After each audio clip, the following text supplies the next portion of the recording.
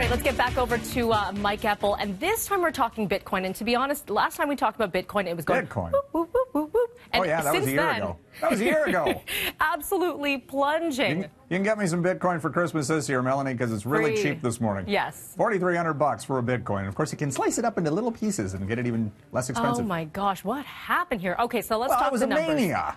Yeah. It was a mania. Let's face it. It was 20 grand a year ago, and now it's 4,400 and falling.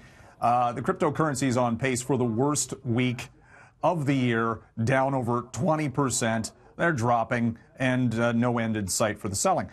Because, again, it's about the valuations. It's about who's using this and whether it was just a bubble that was ready to burst. It appears that way. And where it finds a floor, again, that is the big question. Other thing we're watching this morning is, of course, the retail sector, with Black Friday shopping in the States going full bore, and whether or not people are going to actually be able to find some of the items that they're looking for in store.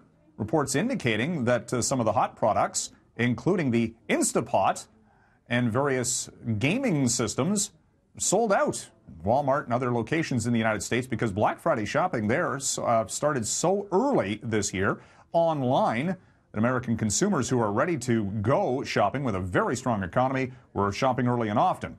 Now, it's going to be interesting to see how all of this plays out, both in the U.S. and here in Canada, how much money consumers have to spend, how they're doing so. Are they putting it all on credit and racking up those bills as interest rates continue to climb? What isn't climbing this morning? Price for oil collapsing.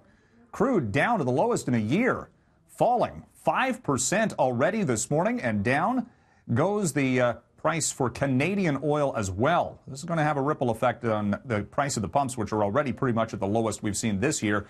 And what does this mean for the Canadian economy, the Alberta economy? The province of Alberta pressuring the feds to do something about any of this that they can. What can be done about an oversupply with the pipelines filled and not enough oil by rail being shipped? And this is a potential problem for, again, not just Alberta's economy, Roger, but also the Canadian economy, how important the energy trade is. And whether or not the Bank of Canada can even raise interest rates in the midst of all of this, who knows as we go through this weekend. And Americans were driving like crazy this weekend. 54 million Americans hitting the open highway. Well, there's something like a 10-year high because it's cheap to fill up the tank. And every year there's that crazy video out of L.A. when they're all leaving on the highway. Yeah.